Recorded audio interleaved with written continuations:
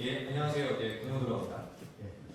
아까 제가 원래 지금 멘탈 이야기를 하려고 했더니 락토님이 다 이야기를 하셔가지고 저는 무슨 이야기를 해야 될까 좀 고민인데, 제가 또 그래도 명색이 또 정신과 의사다 보니까 약간 좀 요거를 좀 아까 이야기하신 게 다 맞는 이야기이신 것 같아요. 경험에서 나온 건데 제가 조금 약간 의학적으로 좀 풀어봤습니다.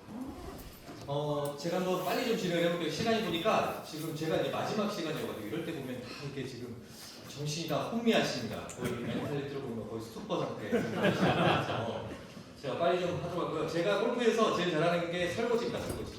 제가 드라이버도 잘 못 치는데 이렇게 마무리를 좀 잘해서 제가 또 강의도 한번 마무리 잘 해볼게요. 타이거즈하고 저랑 무슨 차이가 있을까? 저는 골프를 오래 쳤는데 되게 잘 못 칩니다. 타이거즈는 잘 치죠. 저랑 무슨 차이가 있을까? 운동 능력일까요? 근력일까요? 스피드일까요? 차이가 있을 것 같아요. 저하고는 큰 차이가 있겠죠. 타이거 우즈를 제가 몸중에서 하나를 이식한다면 어디를 이식하는 게 좋을까? 제가 생각해봤는데 그래서 이게 고민이었어요. 그 다음에 이분들하고 제가 차이는 뭘까? 타이거 우즈는 제가 보니까 키도 저보다 크고요, 힘도 굉장히 센 것 같아요. 이분들 누구시죠? 가운데 계신 분이 타마스, 왼쪽이 게리 플레이어, 오른쪽이 테이크 클럽입니다. 정말 제가 좋아하는 골프 플레이어인데 이분들하고 제가 힘 자랑하면 제가 좀 셀 것 같기도 해요. 제가 좀 젊잖아요, 그래도. 근데 이분들하고 골프를 치면은 제가 잘 칠까요? 그러진 않을 것 같아요. 그 이유가 뭘까요? 가장 중요한 게 뇌가 됩니다. 뇌가. 제가 하고 싶은 이야기가 있거든요. 골프 스윙이란 뭘까? 라고 생각을 해봤는데 제가 정신과 의사 관점에서는 뇌가 다른 거예요. 그래서 뇌가 왜 다른지 한번 볼게요. 제가 골프를 한번 정신과적인 관점에서 한번 좀 봤습니다. 이게 작동기억이라는 게 있어요. 뭐냐면 단기기억이라고 하죠. 의식적이라고 합니다. 이게 제한된 정보를요, 그냥 임시 저장고 같은 거라고 보시면 돼요. 우리 컴퓨터로 가면 램 같은 거죠. 잠깐 저장하는 거죠. 한 번에 한 7개 정도를 저장할 수 있다고 해요. 이게 예를 들어서 지식 외우는, 우리가 공부할 때 막 외우는 것도 마찬가지고요. 전화번호 외울 때도 마찬가지고요. 이제 우리가 골프할 때 어떻게 하냐면, 이제 골프 레슨을 받았습니다. 나프로비 같은 훌륭한 친구한테 패스를 받았더니, 야, 너 트윗백 할 때 좀 헤드 좀 똑바로 좀 빼는 게 좋겠다 해가지고 맨날 연습장 가서 계속 연습하는 거, 이런 걸 우리가 작동기억이라고 하는 거거든요. 그러면 이게 또 뭐가 있냐면 절차기억이라는 게 있습니다. 절차기억은 특정한 일을 어떻게 하는지에 대한 장기기억이거든요. 이게 걷기도요, 사실은 절차기억입니다. 자전거 타기, 피아노 치기, 운전하기. 여기 정형외과 선생님들, 신경과 선생님들, 여러 가지 수술하시는 선생님들 많은데 수술하기도 어떻게 보면 절차기억입니다. 수술할 때 어떻게 하시죠? 수술 잘 하시는 분들 어떻게 하시죠? 예를 들어서 간호사분들하고 레지던트분들하고 막 농담 따돌이 하면서 다 수술 다 하시죠. 그냥 자동적으로 합니다. 제가 전화 통화하면서요, 운전을 하는데 집에 가 있습니다. 그죠? 희한합니다. 사실 이런 것들이 다 절차 기억에 저장이 되어 있기 때문에 그러거든요. 이게 간접적이다, 무의식적이다, 이렇게 표현을 하는 거고요. 프로 선수들이 결국에는 차이가 뭐냐면 절차 기억에서 차이가 납니다. 그러니까 생활의 달인 같은 거, 전문가 같은 거, 이런 것들도 그렇고, 이게 이런 거는 어떻게 만들 수 있냐면 연습이죠. 연습을 통해서 우리가 절차 기억으로 만드는 과정이고요. 머슬 메모리라고 하는 표현을 많이 하는데, 사실은 의사 선생님들 아시겠지만 머슬에는 메모리 기관이 전혀 없습니다. 뇌에 있죠. 이분은 토니 베넷이라는 분이신데요, 굉장히 유명한 재즈 싱어입니다. 이분이 정말, 제가 얼마 전에 한번 유튜브 보다가 봤는데 이분 굉장히 유명한 노래가 있어요. I left my heart in San Francisco라는 노래가 있는데 굉장히 들어보시면 다 아는 노래예요. 이분이 95세 때 공연을 하셨습니다. 근데 이 공연을 할 때 이 상태가요, 알츠하이머를 알고 계셨어요. 근데 노래를 너무 잘하시더라고요. 그러니까 레이디 가가랑 같이 막 펴봤다고 그랬거든요. 희한한 거예요. 뇌를 다치셨는데 공연을 하다니. 이게 뭐냐면, 이게 알츠하이머에서 제일 마지막에 손상되는 게 절차기억입니다. 오히려 아까 말한 워킹 메모리라고 하는 작동기억은 일찍 손상되거든요. 그래서 제가 왜 이야기를 하냐면, 나중에 혹시라도 알츠하이머 걸리시더라도요, 동반자 이름은 모르실 수 있지만 스윙은 하실 수 있어요. 그러니까 스윙 하실 수 있으니까 알츠하이머도 이렇게 노력을 하시니까. 이게 프로시아 메모리와 워킹 메모리의 차이가 있습니다. 이렇게 프로프론탈 코텍스에 보통은 워킹 메모리가 작용을 하고요. 이게 세레벨은 손해죠. 손해 쪽이라든지 바사간거에 굉장히 깊숙한 곳에, 뇌 깊숙한 곳에서 프로시아 메모리가 작용하기 때문에 전혀 다른 저장 기반이 다릅니다. 작동 기억의 문제점에 대해서 말씀드리면, 아까 나프로님도 똑같은 이야기를 하셨던 것 같은데, 이게 뭐냐면, 이렇게 이제 우리가 걷는 것도 작동 기억이라고 그러죠. 걷는 거 못 걷는 사람 아무도 없습니다. 여기 계신 분들 중에서 걸으세요 하면은 그냥 똑바로 잘 걷습니다. 근데 여기서 뭔가를 제안을 줍니다. 조교가 막 뭐라 합니다. 야, 지난번 기수 보니까 이렇게 걷는 애가 있대. 오른다리하고 오른팔을 같이 올린 애가 있어. 이렇게 하면 돼, 안 돼? 이렇게 하면 강해지지 않을 거야? 라고 제안을 줍니다. 그러면요, 갑자기 한두 명은 꼭 그렇게 걸어요. 희한하죠? 평생 이렇게 걸어보지 못했는데.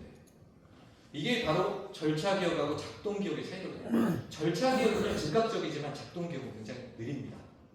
그래서 골프스윙에서는 어떻게 되죠? 작동기억은 최대한 적게 사용해야 되고요. 하지만 이게 문제가 뭐냐면 시작할 때는 작동기억이 무조건 작동할 수밖에 없는 구조입니다. 실행은 해야 되잖아요. 시작은 해야 되니까. 우리가 스포츠 실행 불안이라고 그러죠. 입스라는 표현을 쓰는데 이거는 뭐냐면 정신과적으로는요, 우리가 사회불안장애의 실행 불안의 일종입니다. 사회불안장애는 뭐냐면 우리 발표 공부 같은 거 흔히 보시죠. 그런 거고요. 이게 이제 스포츠 할 때만 불안한 거를 이제 우리가 스포츠 실행 불안이라고 하는데 보통 연습 라운딩 때는요 증상이 없습니다. 잘 치십니다. 그런데 막상 실전만 나가면 그렇거든요. 중요한 상황이라든지 남들이 보고 있을 때 우리 파3 사인 플레이 하시면은 이상하게 헤드기에 빠지시는 분들 많으시죠. 이것도 마찬가지예요. 이게 프로 선수들 같은 경우는 퍼팅 하나에 이게 1등이냐 2등이냐 상금은 막 어마어마하게 한 몇 억씩 걸려 있는데 이런 경우에는 뭐 사실 불안이 안 생길 수가 없겠죠. 이러면요 어떻게 보면 자신감도 떨어지고 부정적인 사고도 생기고 불안하고 우울하고 걱정도 많아지고요 의욕도 없이 이런 심리적 증상들만 생길 것 같은데 그러면 참 좋겠죠. 근데 이게 문제가 뭐냐면요 이런 심리적 증상이 자율신경계에 영향을 줍니다. 우리 교감신경계를 항진시켜요. 가슴 막 두근거리겠죠. 몸도 떨립니다. 기운도 빠지고요. 특히 이제 퍼팅 하실 때 보면은 퍼팅할 때 막 손이 막 부들부들 떨리기 시작합니다. 내가 통제할 수 없어요. 그러면 어떻게 되죠? 퍼팅 실패. 그러면 퍼팅 실패 한 번 하고 나면 어떻게 돼요? 그 다음에도 이런 나쁜 기억들이 계속 머릿속에 남죠. 트라우마처럼 남게 됩니다. 이걸 우리가 악순환이라는 표현을 쓰는데 이렇게 악순환의 고리를 긋게 됩니다. 그러면 한 번 실패를 하잖아요. 그러면 이제 계속 이제 또 실패. 그 다음 자신감 없어지고 그 다음에 이제 무서워지죠. 그 다음에 이제 입스가 심한 골프 스윙은 따로 있냐. 골프 스윙도 종류가 여러 가지죠. 퍼팅도 있고 어프로치도 있고 여러 가지 있잖아요. 이게 무의식적인 절차 기억을 주로 사용하는 풀스윙이 입스가 가장 적습니다. 그러니까 풀스윙은 그래도 그냥 풀스윙이니까 그냥 대부분 잘 하시거든요. 이제 의식적인 거 제가 작동 기억이 들어가면 안 된다고 했잖아요. 그때 들어가는 샷이 입스가 많습니다. 어프로치 때. 어프로치 우리도 예를 들어 이런 경우 많이 보셨을 거예요. 드라이버를 한번 소위 말해서 오잘공 났습니다. 오잘공 나가지고 50m 어프로치가 남았습니다. 버디 찬스죠 이제. 그런데 어떻게 되죠? 뒷땅이 납니다. 이상하게. 저 같은 경우도 그래요. 항상 뒷땅이 나고 그 다음에 막 짜증나 죽겠죠. 차라리 풀스윙 할 때 한 140m 그냥 풀스윙 할 때는 올릴 수가 있는데 50m 어프로치가 더 어렵습니다. 그 이유 중에 하나가 이게 작동기억이 들어가서 그렇고요. 이게 거리를 맞춰야 되는 어프로치 샷이 제일 그렇죠. 제일 심한 게 뭐죠? 퍼팅입니다. 퍼팅은 정말 심합니다. 퍼팅은 정말 작동기억이 계속 작동해요. 왜냐면 몇 미터 얼마 쳐야지 막 이런 거. 여러 가지 생각이 많아지는 게 퍼팅이잖아요. 그래서 퍼팅이 입스가 가장 심합니다. 왜 골프는 입스가 많을까? 골프만 많은지 아니고 다른 운동도 많은데 시작을 내가 정해야 되는 상황이 제일 불안합니다. 시작. 골프가 유독 멘탈이 강조되는 이유가요. 원래 기본적으로 이게 불안 유발 운동이에요. 골프는. 시작을 정하는 대표적인 운동이죠. 사격하고 야구도 그렇습니다. 축구하고 농구처럼요. 시작을 내가 정하는 게 아닌 경우는 불안이 조금 덜하거든요. 야구 같은 경우 재밌는 게요. 투수가 많습니다. 투수 입수 많죠. 그런데 타자나 수비수는 없습니다. 왜 그런지 아세요? 공을 시작을 투수가 결정하잖아요. 투수가 공을 던지면 타자는 무조건 칠 수밖에 없어요. 이러기 때문에 입수가 좀 별로 없어요. 축구에서도요, 뭐 페널티킥, 프리킥이 입수가 많고요. 이 선수들 중에 그런 선수들이 있어요. 막 움직이는 부분 그렇게 잘 차는데 막상 이게 페널티킥만 하면 이상하게 잘 못 치시는 분들, 못 차시는 분들 이런 게 있어요. 그래서 결국에는 의식적인 영역이 많고 스스로 시작하려는 경우가 입수가 심합니다. 입술을 어떻게 극복해야 될까요? 제가 한번 고민해봤습니다. 프리샷 루틴이 중요합니다. 왜 프리샷 루틴이 중요하냐면요. 이거는 중요하다는 건 프로분들은 다 아세요. 근데 왜 중요할까? 왜냐면 이게 프리샷 루틴하고 실제 스윙을 패키징화해야 됩니다. 패키징한다는 게 뭐냐면 프리샷 루틴 플러스 실제 스윙. 이거는 그냥 연결되는 거라고 생각을 하셔야 돼요. 이게 그러니까 하나의 그냥 세트화해야 돼요. 나는 프리샷 루틴 하고 나는 스윙해야지. 이건 안 됩니다. 이러면은 불안해져요. 중간에 끊기니까.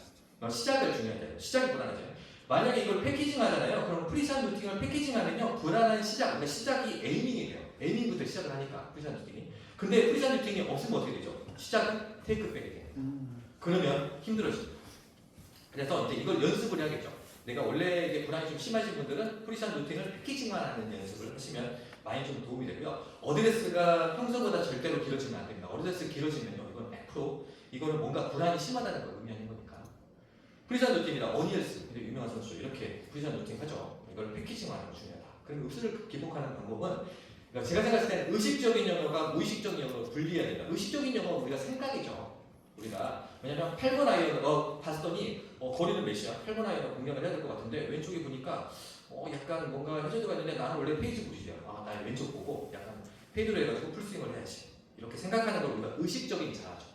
그 다음에 내가 의식적인 자아가 나의 또 다른 무의식적인 자아한테 하청을 줍니다. 하청을. 너 이렇게 쳐.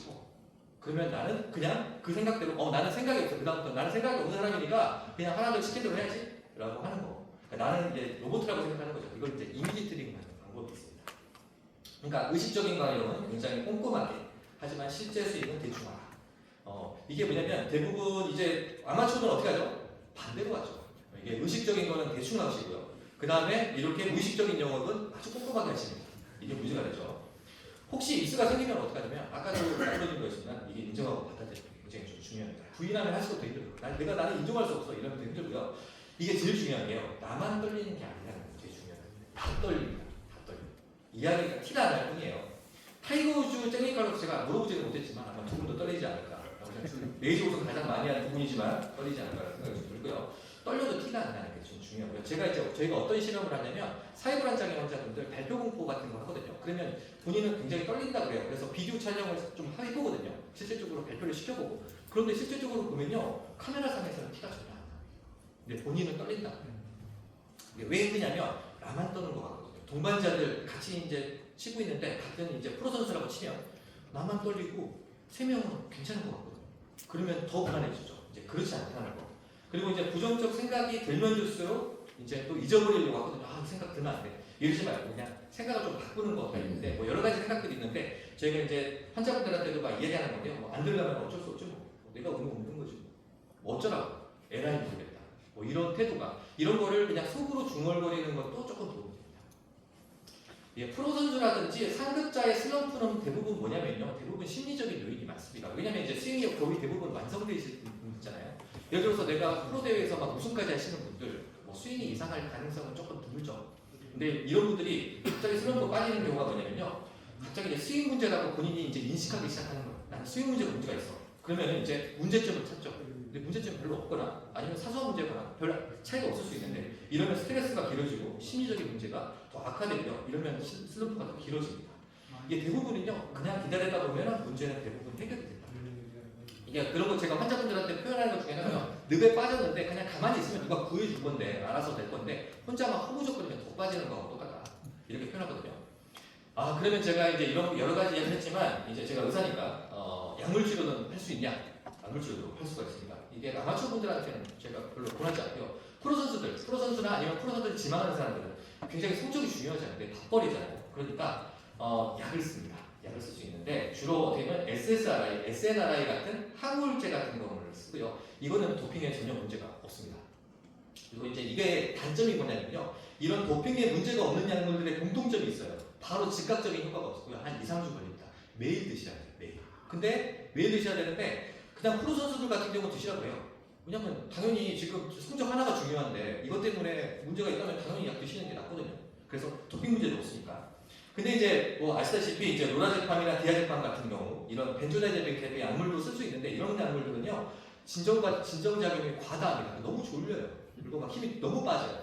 이게 탈모식이 좀 지나치게 됩니다. 그래서 이런 경우는 이제 안 되기 때문에 제한적으로 좀 사용하라고 하고요. 그러니까 베타블로커, 프라프라나롤 같은 경우는 사용하면 안 되네요. 이거는 도핑 금지입니다. 도핑에서 걸려요. 도핑방지위원회 약물 검색을 꼭 해야 됩니다. 해가지고 꼭 내가 알더라도 항상 약물을 프로 선수 같은 경우는 이렇게 해가지고 처방을 해야 되는 거고요.